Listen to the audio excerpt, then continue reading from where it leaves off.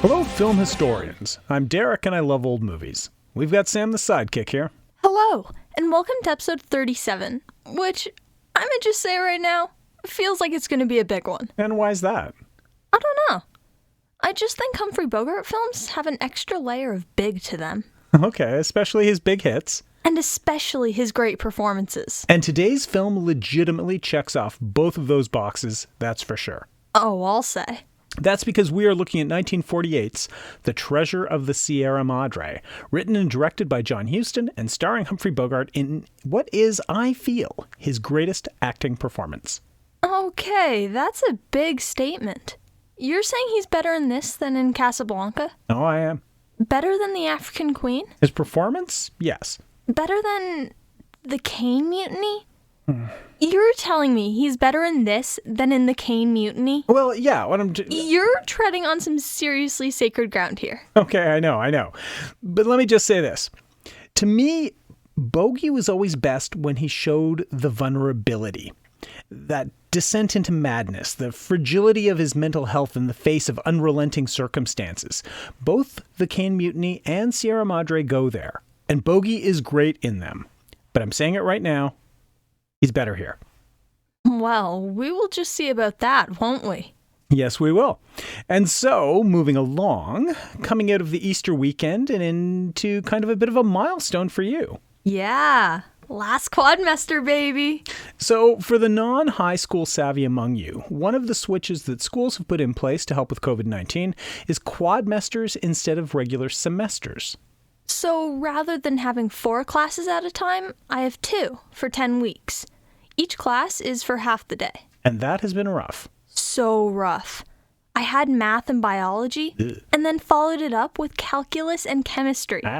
It has been a brutal 20 weeks. But that's done now. It is.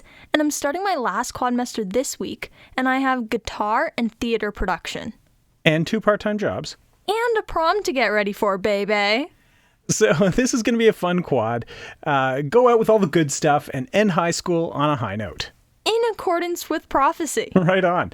And university in the fall, and we'll have an announcement about that soon as well. Yeah. All right, so let's do some business and get on with things. So, business number 1, thanks for being here. Thanks for listening. We've got a great gig here, watching awesome movies and talking about them. And knowing you are out there listening is very cool and heartening. That's totally true. And we love hearing from you also. You know, we keep playing with the format a little bit all the time, so if you've ever got ideas or suggestions for us, say maybe for films we should do or aspects of films we should look at or consider, let us know.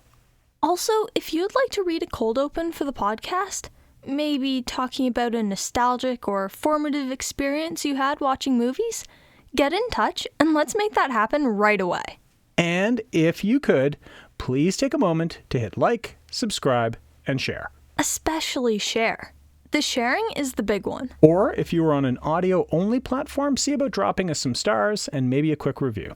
You'd be surprised how much that sort of thing really helps. And then, oh, what the heck, why not check us out on the socials? Why not indeed?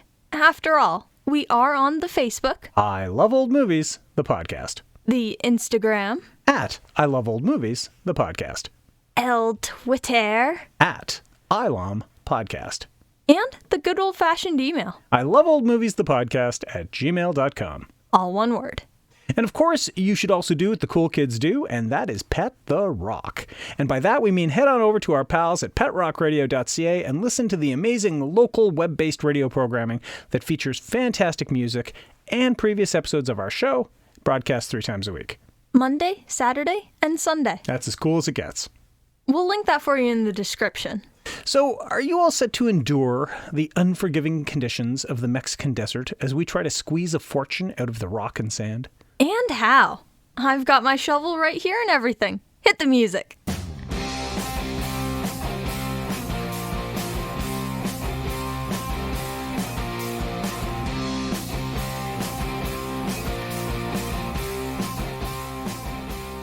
Normally, we would talk about our director and writer at this point, but for today's film, that man is John Huston, who we discussed in episode 31, The Unforgiven. You might have missed that, though, since it is actually our least listened to episode ever. Basically, yeah. So go back and give that one a listen and hear what this great and creative man is all about. We'll wait. And as soon as you're ready, we'll continue with our actors, starting with the director's own father. Take it away. Born in Toronto, Walter Huston gave up on a life of farming and construction work, instead turning his attention to working on the vaudeville circuit and eventually Broadway. By the time film transitioned into talkies, Huston was well established as a Broadway star and transitioned to film as a leading man. His debut film was 1929's Gentlemen of the Press, and in the next 5 years appeared in 25 more films. In the second half of the 30s, he moved between Broadway and Hollywood and was considered a very prominent actor.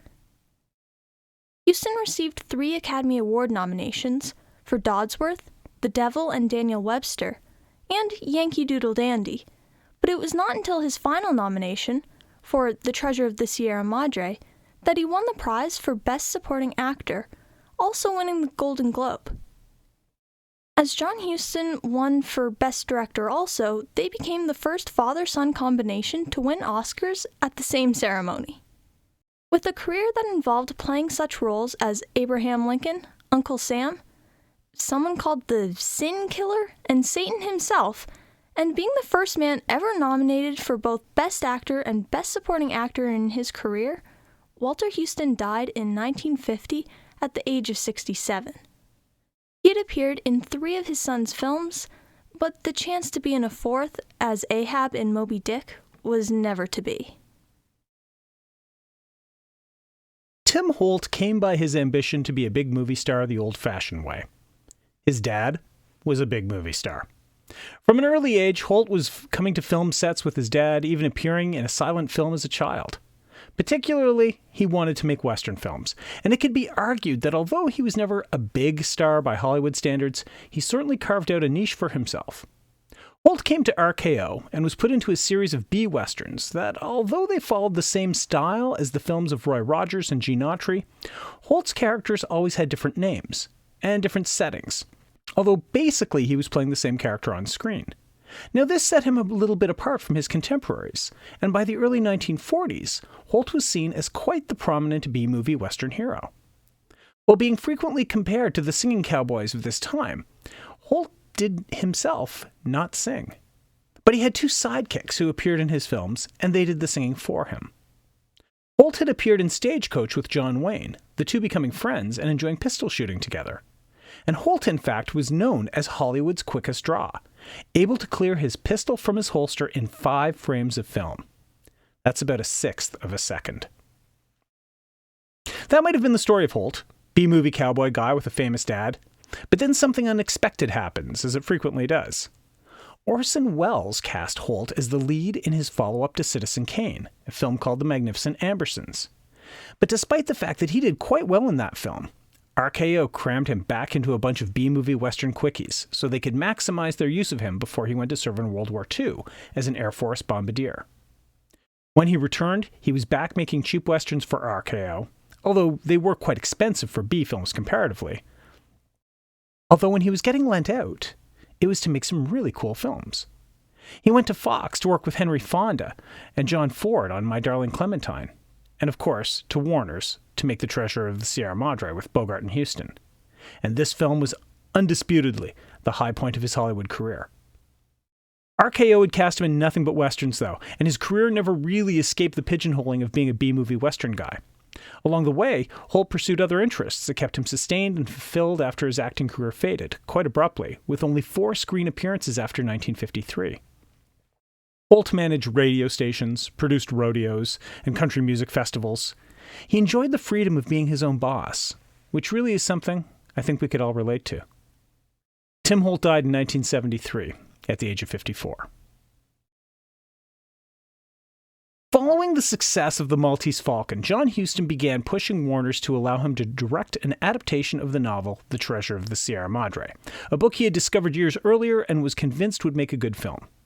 Jack Warner, famous for not doing due diligence on the projects that he greenlit, okayed the production, thinking it would be a B-movie Western with George Raft to star in it. George Raft! That guy! Right? Another dubious inclusion on his not filmography. But far from being a film that he simply passed on, this is a role that Humphrey Bogart actively lobbied for, almost pestering Huston for a part in the film. And what a part he got. The role of Fred C. Dobbs, the film's lead, and widely considered the best acting performance of his career. When did Warner start realizing what sort of film this was? Well, when he saw the rushes and saw the costs for the film spiral out of control. Location shooting. In Mexico. What, really? Yeah, the scenes in Tampico were shot in Tampico. The Durango scenes, in Durango. And all the desert shots, too? Yep. And all that came with price tags that sent costs up. And Warner was on the hook for a price tag that he wasn't bargaining on for a film he increasingly believed was so depressing that no one would want to see it. This film was so well reviewed, though. Sure it was. And it won some Oscars. But that didn't stop audiences from scratching their heads at it a bit. Bogart as a non-heroic lead? Tim Holt was not seen as an A film guy, and Walter Huston was much more a leading man than a supporting player. It's a perfect cast. Critics saw that, obviously. Oh, for sure. The reviews were so good that although the film didn't make all its costs back immediately, it did upon re-release, and people were getting wise to the fact that they were seeing an instant classic. One that history will remember as not only Bogart's finest, but also John Huston's. You were telling me something about the newspaper in Tampico. Right. So the production had set up in Tampico and filming was going well. No issues. And then one day, the police showed up and shut the film down. It turned out that the local paper had printed a story, completely fabricated, that Huston and company were making a film that was critical of and derogatory towards Mexicans and Mexico. But that's not true. Why did they do that? So, it was customary for business interests operating in Tampico to slide a bit of side money to the newspaper in exchange for favorable press. Huston had overlooked that little detail, and offended by not getting the bribe he felt he deserved, the publisher printed the libel in revenge. What an asshole. Right? A crooked jerk who felt more entitled to his kickbacks than publishing the truth. Kind of gives journalism a bad name. Yeah. So how did they fix things? Just bribe him? Well, it was a bit too late for that. It wound up requiring some appeal and politicking all the way to the office of the President of Mexico to intervene and to get the film back into production. Yeah, I'm not sure they wanted the reputation of being hostile to movie studios eager to film there. Well, see, that's the thing. This film is one of the first major Hollywood films to be shot almost entirely on location, so no one really knew how it would turn out. But yeah, there was money to be made. Hollywood money. Not counting bribes. And this was a faucet that no one in their right mind wanted to turn off prematurely. What happened to the guy who printed the lies? Wow. He was caught in a compromising position with a married woman, and her husband shot him dead. Like, just 2 weeks later. Yikes. What's the tail of the tape on this one, Sam? Okay, so we have an 8.2 on IMDb. There we go. The audience score is 93% on Rotten Tomatoes, and the tomato meter is 100%. The film won Oscars for Best Directing, Best Writing, and one was awarded to Walter Huston for Best Actor in a Supporting Role, and the film also received 13 other minor awards. And the film can be rented in the Microsoft Store or on Amazon Prime.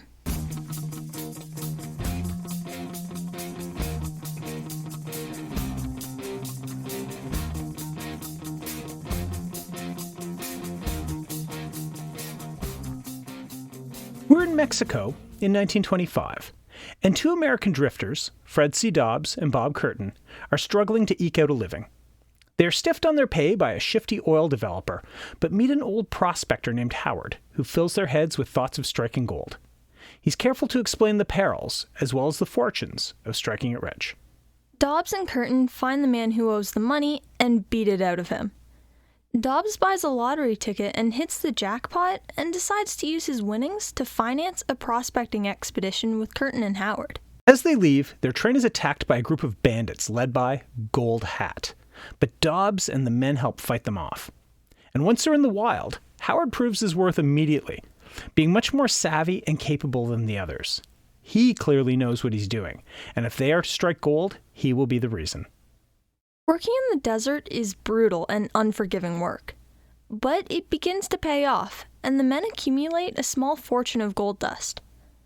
But no sooner does the wealth pile up than the mistrust begins to fester. Gold fever takes hold, especially with Dobbs, whose trust for the others erodes quickly. They all agree to split the gains daily, and they are responsible for burying their own shares. Curtin heads to town to purchase some supplies and is met by a fellow American named Cody. Cody is likewise hoping to strike it rich, and he catches the whiff of gold on Curtin and follows him back to their camp. Cody sort of puts the others on guard as he suggests that they cut him in on their gold findings, only what is still to come, not what they have already gained, or he will report them for prospecting without a claim. Dobbs, Curtin, and Howard have a counter-proposal. They decide to kill Cody. But before they can do the deed, Gold Hat and his men attack. Federales arrive to help chase Gold Hat's men away, but in the gunfight, Cody is killed.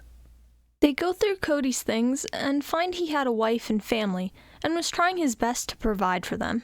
By blackmailing gold miners. Good intentions, bad deeds. That's the story of Cody. And it got him the business end of a bandit's bullet for his troubles. So long, Cody. Yeah, Cody. Soon after Cody is dealt with, Howard is asked to go to a nearby village to help a sick child. And when Howard actually seems to make the kid get better, the villagers want to celebrate him in thanks. He leaves his gear and, critically, his gold with Dobbs and Curtin, planning to meet up with them after. But Dobbs is pretty far gone by this point. Very suspicious and very quarrelsome. He shoots Curtin and takes all of the gold and makes a break for it. He doesn't get far, though, soon encountering Gold Hat and his men. The bandits kill Dobbs, stealing his burros and gear, but mistaking the bags of gold dust for worthless sand and letting it scatter to the wind. Curtin isn't dead, though, and is found by some locals and taken to the village that Howard is in. Once he recovers a bit, they race to reclaim their gold. Gold Hat's men try to sell the burros and gear, but they are recognized as Dobbs's, and the Federales are called. Gold Hat's men are captured and executed. Curtin and Howard find the empty bags of gold, and somehow are able to grasp the irony of the situation, and yet they aren't exactly right back where they started.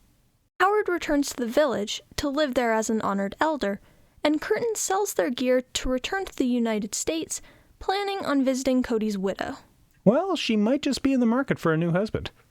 Hi there. You don't know me, but I kind of low-key got your husband killed in Mexico. So anyway, how you doing? I hope it went exactly like that. That was a super good movie. We're 3 John Huston movies in, and I gotta say, this one is by far my favorite. Right? There's a lot of good stuff here. Let's pro and con this bad boy.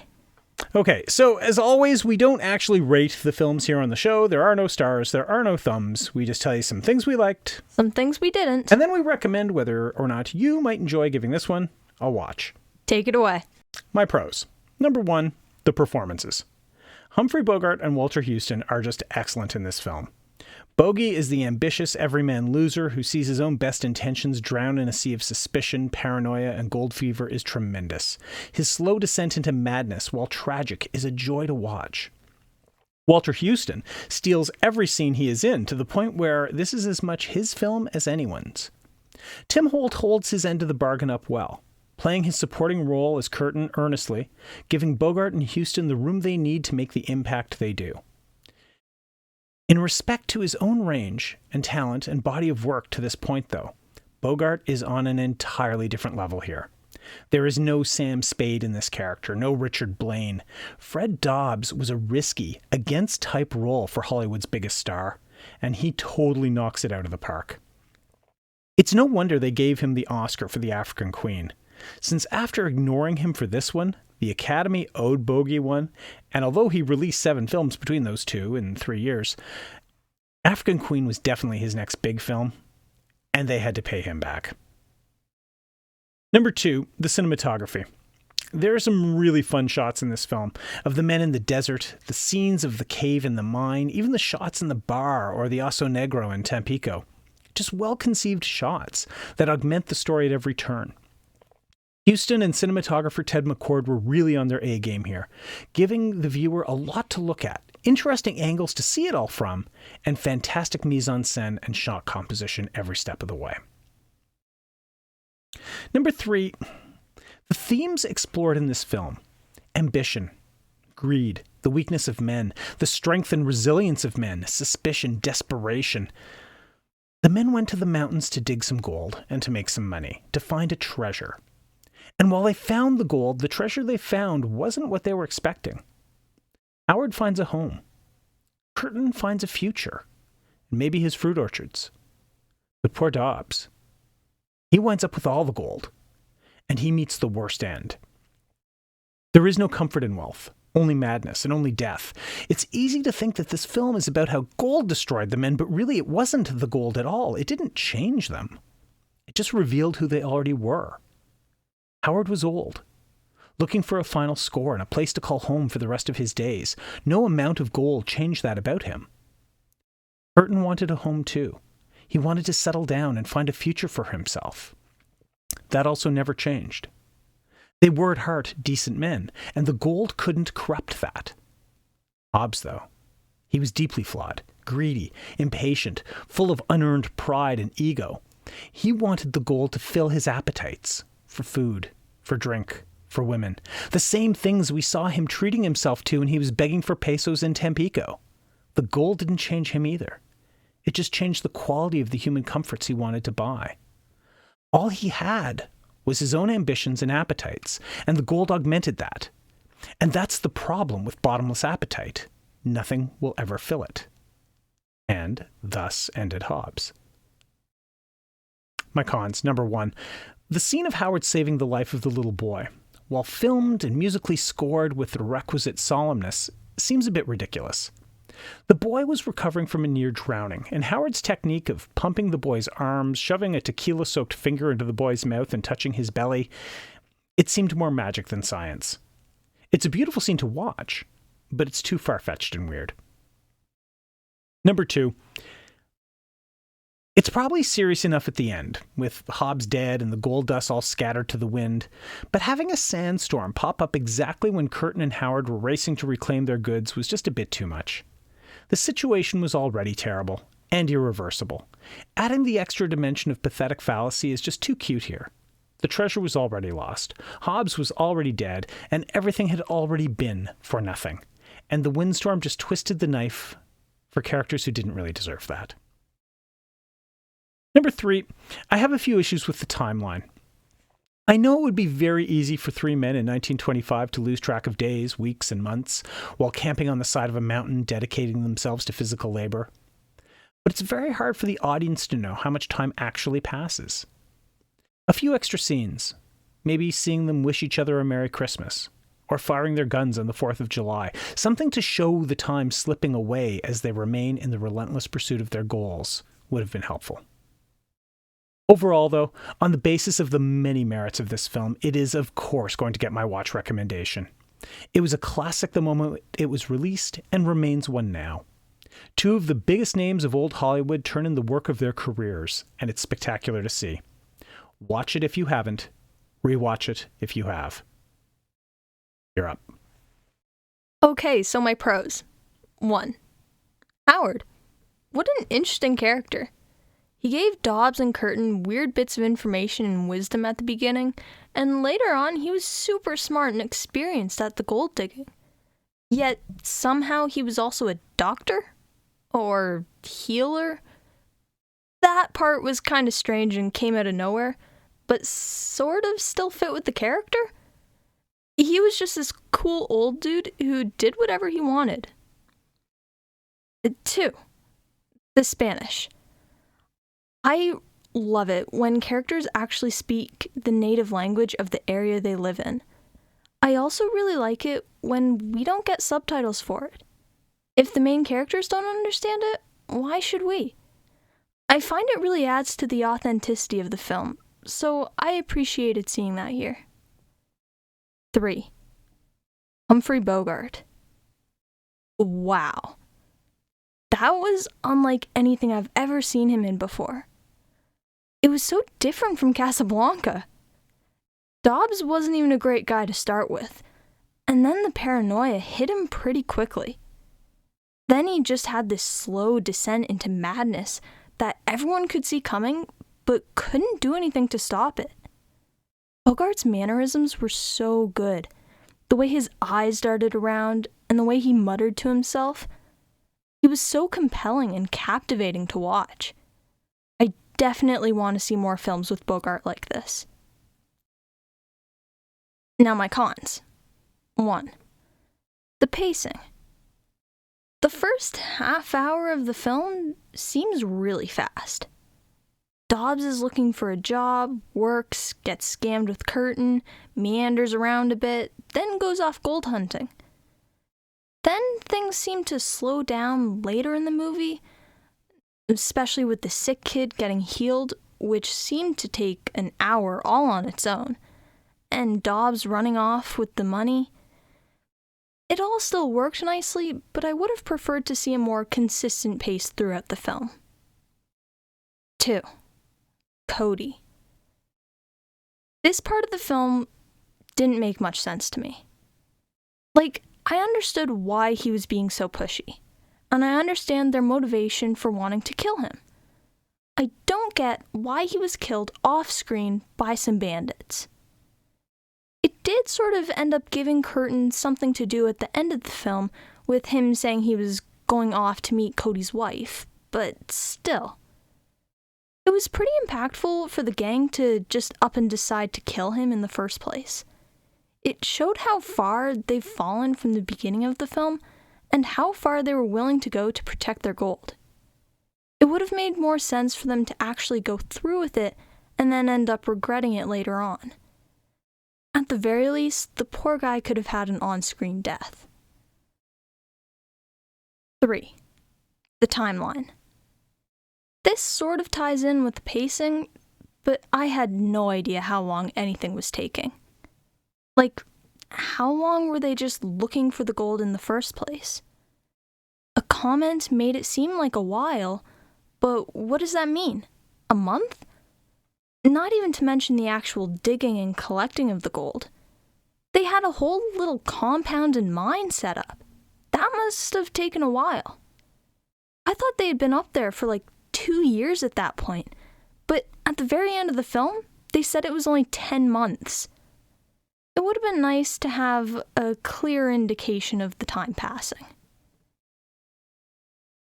Now, this was a really hard film to do pros and cons for. It was challenging to pick out specific things I did and didn't like. I just enjoyed the film as a whole. But overall, it is definitely a watch. Mm-hmm. You know, hearing you talk in your prose about the use of the local language, the Spanish, one thing I read when researching this film was Walter Huston didn't speak any Spanish at all and had to learn all his lines phonetically, just rehearsing them over and over and over. So when he spoke, he sounded fluent. Oh, wow. Yeah, so that happens too, right? You get actors that act. Yeah, I guess so. Okay, well, all right. With that, that comes the end of another episode. How did you like it? Would you say this is Humphrey Bogart's best performance? Or do you feel another tops? Let us know all about it in the comments. And be sure to come back next week when we trade the perils of prospecting for the thrill of meeting a genie, as we look at The Thief of Baghdad from 1940, directed by Michael Powell and starring Sabu and Conrad Veidt. Cesar the Somnambulist? Major Strasser himself? Tell me he's playing the villain. Tell me he's playing the villain. He's playing the villain. That's so him. I'm looking forward to it. I remember seeing this one as a kid, probably on Saturday night at the movies on TVO, and it blew me away. The effects are really great for the time. I feel like I missed out on something never having seen Saturday night at the movies. A few people have mentioned it to us in relation to the show. Robin, Catherine, Bill. I wish I'd seen it. No, you'd have liked it. It would have been your favorite show, probably. Drat. But you can still enjoy the films, and next week you'll be enjoying Thief of Baghdad. Can't wait. But until then, be sure to watch more movies. And let everyone know about us. We're not a secret. You don't have to keep us all to yourselves. So tell your friends. Tell your enemies. You never know. They might like showing their stinking badges as much as you do. Maybe even more. For Sam the Sidekick, I'm Derek, and I love old movies.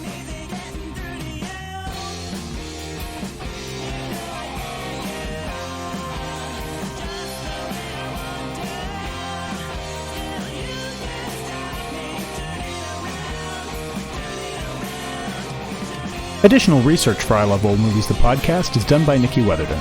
Audio clips come from freefx.co.uk. Images are used through the provisions of fair use, and our theme song, Burning Bridges, is by The Crocs.